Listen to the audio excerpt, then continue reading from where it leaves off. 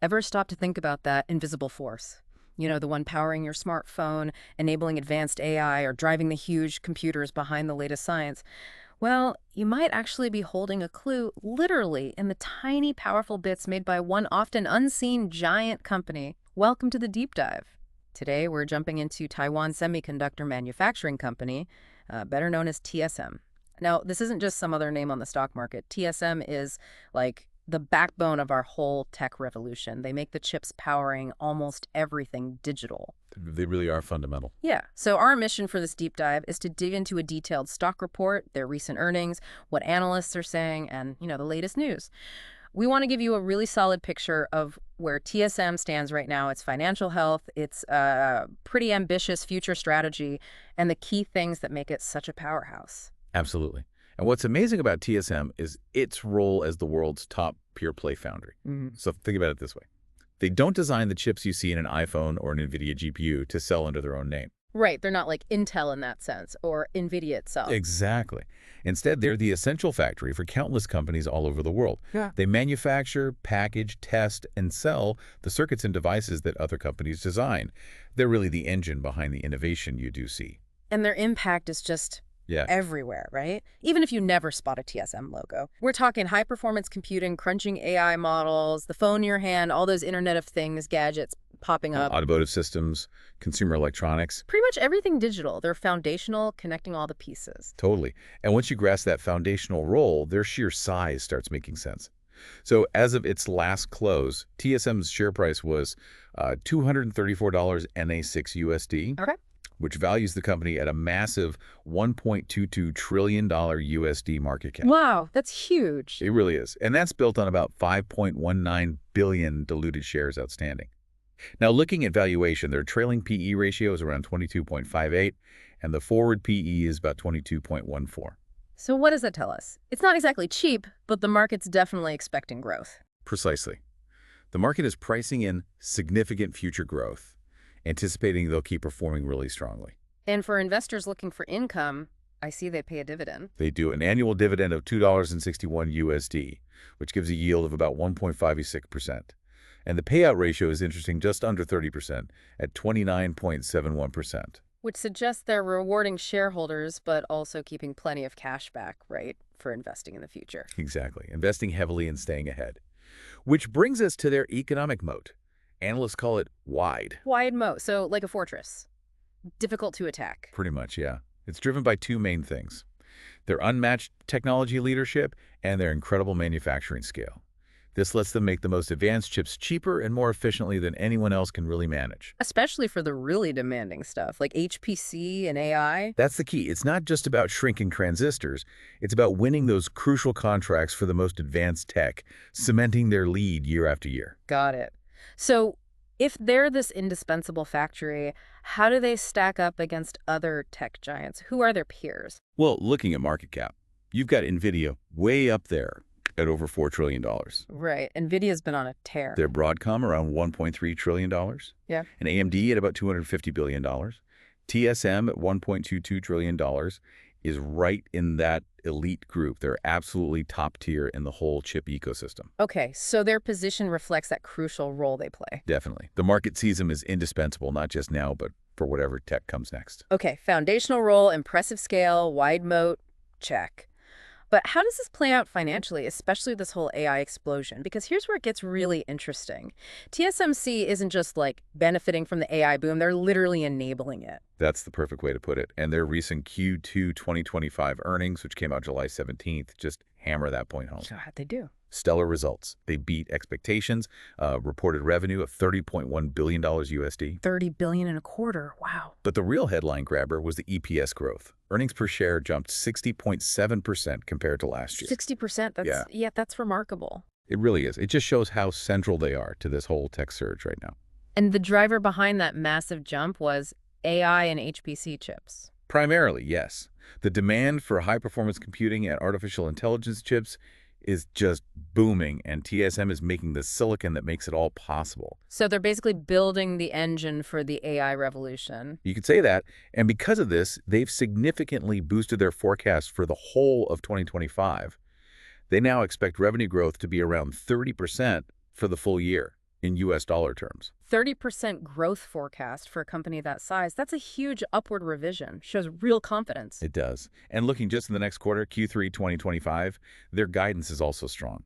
Revenue projected between $31.8 billion and $33 billion USD. To another sequential increase. Yeah, about an 8% jump from Q2 at the midpoint. But compared to last year, Q3 last year, it's a massive 38% increase. Incredible year-over-year growth. And margins. Are they holding up with that kind of growth? They're projecting a healthy gross margin between 55.5% and 57.5% for Q3. So yes, they're showing they can grow volume and maintain strong profitability. Okay, so if they're enabling this AI revolution and putting up these kinds of numbers, how do they sustain it? How do they stay dominant? Well, it really boils down to two critical things: their relentless tech roadmap and their very strategic global expansion. Let's talk tech first. The roadmap sounds key. It is. It's what secures their indispensable role. They're on track with N2, that's their 2-nanometer node. Volume production is slated for the second half of 2025. And 2-nanometer, that's a big leap, right? What are the benefits? Significant ones. I think 10–15% faster speeds at the same power level, or maybe more importantly for many, 20–30% less power needed for the same speed compared to their current N3E tech. Wow, okay. And are customers lining up for it? Seems like it. They're saying new tape-outs, basically finalized chip designs ready for manufacturing, are expected to be higher for N2 than they were for N3 and N5 in their first couple of years. Driven by phones and HPC. Both, yeah. Strong adoption signals from key markets. And they're not stopping at N2, are they? I saw mentions of N2P and A16. Exactly. They're already planning the next steps. N2P and A16 are extensions planned for volume production in the second half of 2026. A16 is interesting. It features something called Super Power Rail, aimed at boosting performance even more for HPC. Think another 8–10% speed or 15–20% power improvement. Specifically for AI and high-performance stuff. Right. And then looking even further out, they're talking about A14 for 2028. A14, so even smaller. Well, it's the next major node after N2, featuring a second-gen nanosheet transistor. It represents another big stride forward. They're constantly pushing the edge. Just relentless innovation to stay ahead. It requires absolute massive investment, though. Which brings us to CapEx. Right, the capital expenditure. How much are we talking? They're keeping their budget substantial for 2025, somewhere between $38 billion and $42 billion. $40 billion, give or take, just on building and equipping fabs for 1 year. Yes, it's a colossal amount, but it's essential for them to capture all this future growth, especially with AI driving so much demand. It's a direct bet on the future of tech. And they're not just building in Taiwan anymore, right? They're going global. That's the other huge piece of the strategy: diversification and meeting customer demand where they are. Look at Arizona in the U.S. Yeah, that's been big news. What's the plan there? It's huge. A total investment plan of $165 billion. $165 billion. For what? 6 advanced wafer fabs, 2 advanced packaging fabs, which is also crucial, and a major R&D center. And interestingly, they're accelerating the timelines for Fab 2, which is 3-nanometer, and Fab 3 for 2-nanometer and that new A16 tech. Why the acceleration? Strong customer interest, especially related to AI demand. Customers want that capacity online sooner. Think about this. When it's all done, roughly 30% of TSM's most advanced capacity, 2-nanometer and beyond, will actually be in Arizona. 30% outside Taiwan. That's a significant geographical shift. It really is. And it's not just the U.S. Their first fab in Kumamoto, Japan, started volume production late last year. That one's for specialty tech, right? Yes, and they're already planning a second fab there. Construction starts later this year. Plus, plans for a fab in Dresden, Germany are moving along too. So, U.S., Japan, Germany, but still investing heavily at home. Oh, absolutely. Sure. Continued massive investment in Taiwan, plans for 11 more wafer fabs and 4 advanced packaging facilities there over the next several years. It's like they're building entire cities dedicated to chip making all over the world. It's an incredible logistical and strategic undertaking. It's about meeting demand, securing supply chains against geopolitical risks, and tapping into government support programs. Okay, so dominance, growth, incredible tech, global expansion. Sounds almost too good to be true. What are the catches? What are the challenges or the bear arguments? Right, there's always another side to the coin. While the bull case is strong, there are definite headwinds. Let's hear the bull case summary first, just to set the stage. Okay. Bulls point to that unrivaled tech dominance, 3-nanometers, 2-nanometers, A16. They're just ahead. Their indispensable role in AI and HPC growth is undeniable. Yeah. Hard to argue with that. Plus, strong financials that raise guidance we talked about, and the strategic global expansion, which adds resilience. Makes sense. Very compelling story. Okay, now for the clouds on the horizon. What are the bears worried about? One big one is gross margin dilution from these new overseas fabs. Ah, because it costs more to set up and run fabs outside Taiwan initially. Exactly. Higher initial operating costs, especially in places like Arizona and Kumamoto. They expect this to dilute overall gross margins by maybe 2% to 3% annually starting in 2025. And that could even widen to 3% to 4% later on as those fabs ramp up fully. Okay, so profitability takes a bit of a hit from the expansion, at least in the near term. What else? Foreign exchange is a big one. Currency fluctuations. Right, the NT dollar versus the US dollar, how much does that impact them? Significantly. They've said a 1% appreciation of the Taiwan dollar against the US dollar shaves about 40 basis points, or zero point 0.4 percentage points, off their gross margin. And with currencies moving around a lot. Exactly.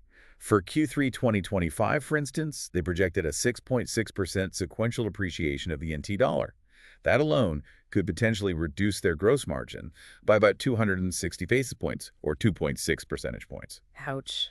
That's a serious headwind they can't directly control. Correct. And then, of course, there's the sheer scale of that capex we discussed, $38 to $42 billion a year. While it's necessary, it demands incredibly careful management and needs to generate good returns over time. It's a constant pressure. And just general economic uncertainty, I suppose. If the world economy slows, chip demand could soften. That's always a background risk for the semiconductor industry, yes. So how does TSM management talk about these challenges? Do they just hope the currency behaves? Well, they acknowledge currency isn't in their control, but they emphasize what they can control, their other five factors, which technology leadership, pricing power, keeping fabs full, capacity utilization, cost reduction efforts, and the mix of technologies they're selling. They believe focusing on these allows them to manage the impacts. And they keep reaffirming their long-term target for gross margin, 53% or higher. So they're confident they can navigate the dilution and FX issues over the long run and get back to that target profitability. That's the message, yes. It's really fascinating watching them balance these huge long-term strategic plays against very real short-term pressures like margins and currency. And how does this balance look in terms of valuation right now? Is the market buying the long-term story despite the near-term headwinds? It seems so.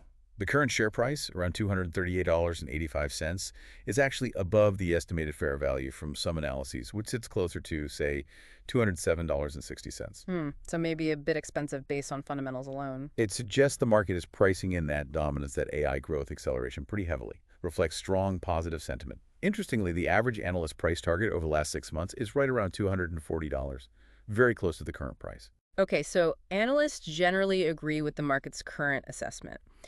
If we try and connect all this to the bigger picture, TSM's story isn't just about finance, is it? It feels much bigger. Oh, absolutely. It's about global tech leadership, it's about innovation for the whole planet, and increasingly it's about supply chain resilience.